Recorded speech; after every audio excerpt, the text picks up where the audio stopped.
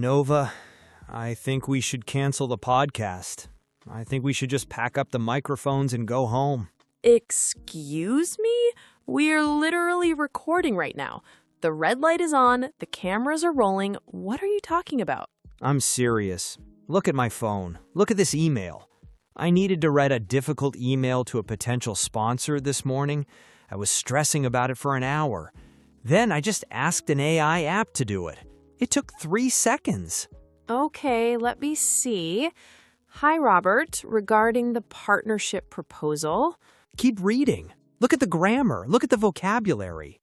we are keen to synergize our efforts. Wow, synergize. That is C2 level vocabulary. The grammar is flawless. Exactly. It isn't just good, Nova. It is perfect. It is better than me. If a machine can do this in 3 seconds, why are we here? Why am I struggling to memorize phrasal verbs every night? Why is anyone watching this channel? We are obsolete. The machine won. I feel like I am wasting my life learning a skill that doesn't matter anymore. Stop. Look at me. Breathe, Atlas. You are spiraling. Am I? Or am I just the first person honest enough to admit it? You are not obsolete. But you are right about one thing. The old way of learning English is dead.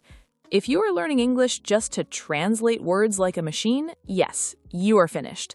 But if you think that's all English is, you are missing the bigger picture. So what is the bigger picture? Is there actually a way to survive this? Yes, and that is exactly what we are breaking down today. We are going to give you a complete survival blueprint for the AI age. We are not just going to teach you words, we're going to teach you how to be the boss of the AI. The boss of the AI? Yes, we're going to explain the Centaur strategy, the secret method that high-level executives use to double their productivity without losing their human touch. You will learn the 3 skills that AI cannot copy, no matter how smart it gets. And most importantly, you will walk away with the confidence to walk into any interview and prove you are better than a bot. That is a big promise, but I want to believe you. Good. Hello, everyone. I'm Nova. And I am a very worried Atlas. Welcome back to Level Up English. Let's find out if Atlas still has a job. Okay, Atlas. To solve a problem, we first need to name it. You used a very scary word in the intro. You said, we are obsolete. We need to define that because I think a lot of our listeners feel that fear in their stomachs right now. Obsolete. O-B-S-O-L-E-T-E. It is an adjective. It means something that is no longer produced or used because something newer and better has been invented. Give us a concrete example. Think about the VCR, or the floppy disk, or a horse and carriage. Once the car was invented, the horse became obsolete for transportation. Right. The horse didn't disappear, but its job disappeared. Exactly. And right now, I feel like the horse. I feel like I am standing on the highway watching Ferraris drive past me. That brings us to the next apocalypse word you need to know for business. This one is dangerous. Redundant. I hate that word. Redundant. R-E-D-U-N-D-A-N-T. In general English, it means not needed. But in business English, it has a very specific, scary meaning. If your boss calls you into the office and says, Atlas, your role has become redundant, what are they actually saying? They are saying, we don't need you. Pack your box, you are fired. Exactly. But here is the nuance, Atlas. AI makes tasks redundant. Writing a basic, boring email? That is a redundant task now. Summarizing meeting notes? Redundant task. But does it make people redundant?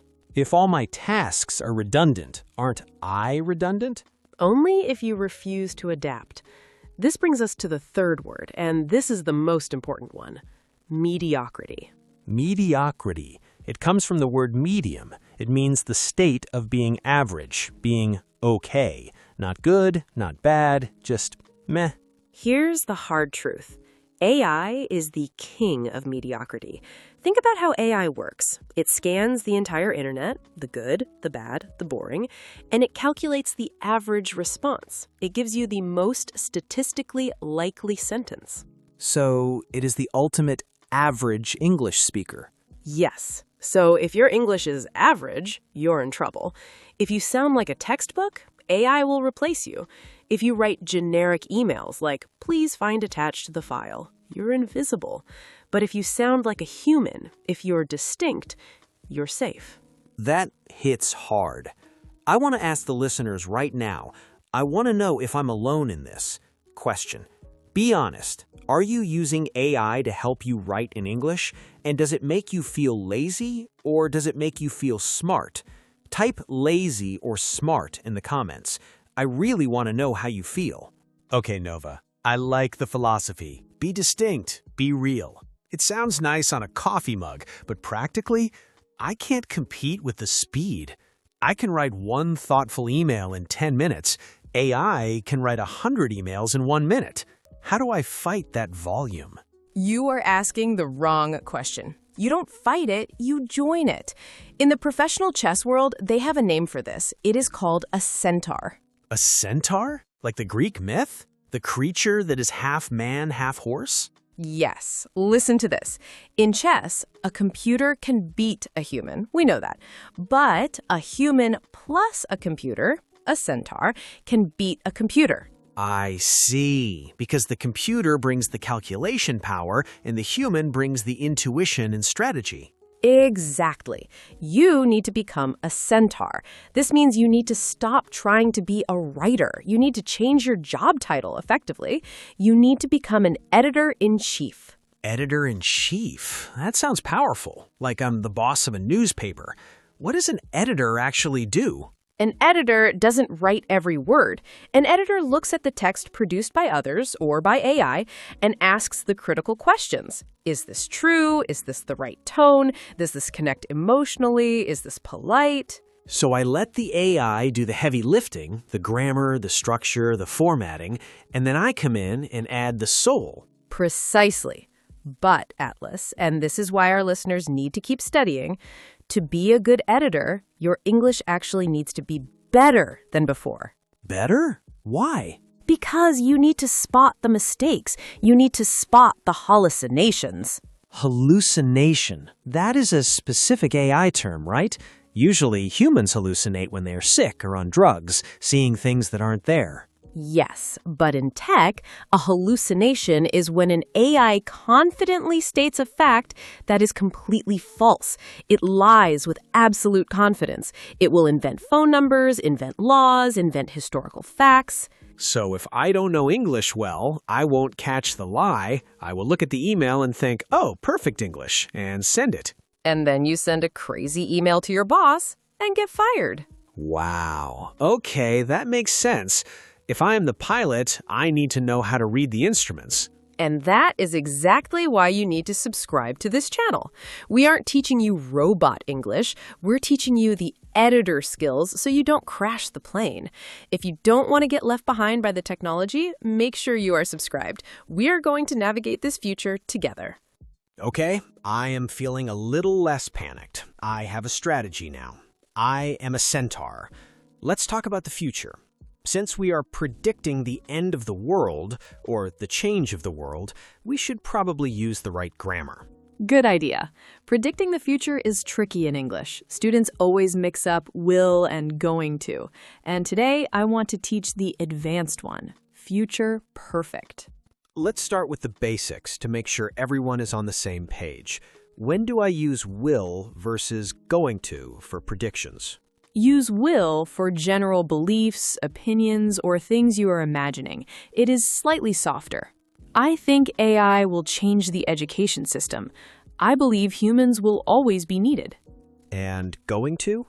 Use going to when you have evidence right now. You can see it happening with your eyes. Look at the stock market dropping. AI is going to replace data entry jobs. Look at the clouds. It is going to rain. Okay, those are basic. I know those. But teach me the advanced one. The one that makes me sound smart in a business meeting when I want to talk about strategy. That is the future perfect. Structure, will plus have plus past participle, V3. We use this to look back from a point in the future. It is about completion. Can you give me an example? Imagine we are in the year 2030. Okay, looking back from 2030, by 2030, AI will have translated every book in the world. We aren't saying it is doing it, we're saying it is done. I see. The action will be finished by that time. Let me try a scary one. By 2030, weak writers will have lost their jobs. Grammatically correct, perfect usage, but very pessimistic. Let's make it positive. By 2030, we will have learned how to work with robots. Hopeful. By 2030, I will have become a master centaur. Exactly. Using future perfect shows you are thinking strategically about the timeline. It is very professional. Listeners, I want you to try this right now. Homework. Where do you think you'll be in 5 years? Use the future perfect. By 2031, I will have... Put your sentence in the comments and we will correct your grammar. Okay, we have the strategy, we have the grammar. Now let's talk about the soul. You said earlier that AI is average. What can humans do that AI actually can't? Because honestly, that email I read was pretty good. AI is good at data. It is good at patterns, but it is terrible at two things: context and nuance. Nuance. That is a beautiful word. Nuance. It means a very small, subtle difference in meaning, sound, or feeling. Like the difference between I am fine and I'm fine. Exactly. The words are the same, but the nuance is completely different. AI hates nuance. AI loves logic. But business deals, relationships, and negotiations often depend on feelings, not logic. Can you give me a real-life example of a nuance failure by AI? Sure. Imagine you made a huge mistake at work. You forgot to send a file and you lost a big client. You are terrified. You need to apologize to your boss. Okay, I am scared. I go to ChatGPT and I type, write an apology email to my boss for losing the client. And ChatGPT writes, "Dear Sir, I apologize for the inconvenience caused by the client departure. I will endeavor to do better next time. Best regards." Ugh, it sounds cold. It sounds like a robot lawyer. Inconvenience caused by client departure. It's so distant. Exactly. It is grammatically correct. It is polite, but it is emotionally wrong. If you send that, your boss will think you don't care. They will think you are hiding behind formal language. So what does the human editor do? How do I fix that? The human editor adds vulnerability. You admit fault. "Hey, boss, I am incredibly sorry. I really dropped the ball on this one. I feel terrible about losing the client, and here is my specific plan to fix it." Dropped the ball. That's a great idiom. It means I made a mistake. And saying, "I feel terrible." The AI won't write that because it thinks it is unprofessional to have feelings. But actually, in this context, showing you feel bad is the most professional thing because it builds trust. I love that phrase, dropped the ball. By the way, if you enjoy learning these kinds of human idioms, the ones that make you sound like a native speaker and not a textbook, you should check out the rest of our channel. We have plenty of videos that break down natural phrases just like that one. It's the best way to practice what we are preaching today. This is making so much sense. Let's put this to the test. We are going to do a role play. I want to show the listeners exactly what you mean by human English versus robot English. Okay, we're in a job interview. I am the hiring manager. I am going to ask you a difficult question. First, I want you to answer like an AI robot. Focus only on facts. Be perfect. Ready. I am a machine. Question. So, Atlas, tell me about a time you failed at work. In 2022, I failed to meet a project deadline. However, I analyzed the data, optimized my workflow, and increased efficiency by 20% in the following quarter. Failure is merely data for improvement. Boring. I fell asleep. I don't trust you. You sound like a brochure, not a person. It felt fake. It felt like I was reading a script. Okay, now I want you to answer like a human. Use the centaur method. Have a structure, but use emotion. Be vulnerable. Okay, human mode. Question. Atlas, tell me about a time you failed. Honestly, last year was really tough. I missed a huge deadline because, well, I was too proud to ask for help. It was embarrassing. I let the team down. But it taught me a hard lesson. Being a lone wolf doesn't work. Now the first thing I do is communicate when I'm stuck. Boom. Hired. Really? Why? I admitted I was embarrassed. I admitted I was proud. Isn't that weak? No, it is relatable. Everyone has been proud. Everyone has been embarrassed. An AI will never say, I was too proud. Only a human says that. That connection is why I want to work with you. I trust you because you told me the truth, not just the optimized answer. I want to know what the audience thinks. Who would you hire? Robot Atlas or human Atlas? Tell me in the comments if you prefer the perfect answer or the honest answer. I have to admit, Nova, I feel a lot better than I did at the start of this episode. My heart rate has finally gone down. Good. You put your phone down? You aren't scared of the email app anymore? No, I realized something. The AI is just an engine. It is a very powerful engine, like a jet plane. It can go faster than I can run, but an engine without a pilot just crashes. And you are the pilot.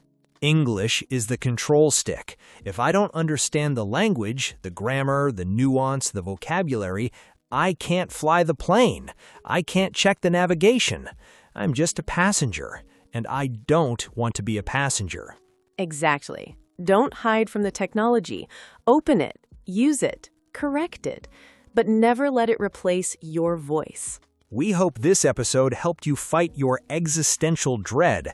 If you learned something new today, if you feel a little more human, hit the like button. It tells the algorithm that you are a person, not a bot. And remember, building your human edge takes practice. Don't stop here. Go check out our other videos to keep sharpening your skills. Every idiom you learn, every mistake you fix, makes you harder to replace. So go explore the channel, and we will see you in the next one. Bye, everyone.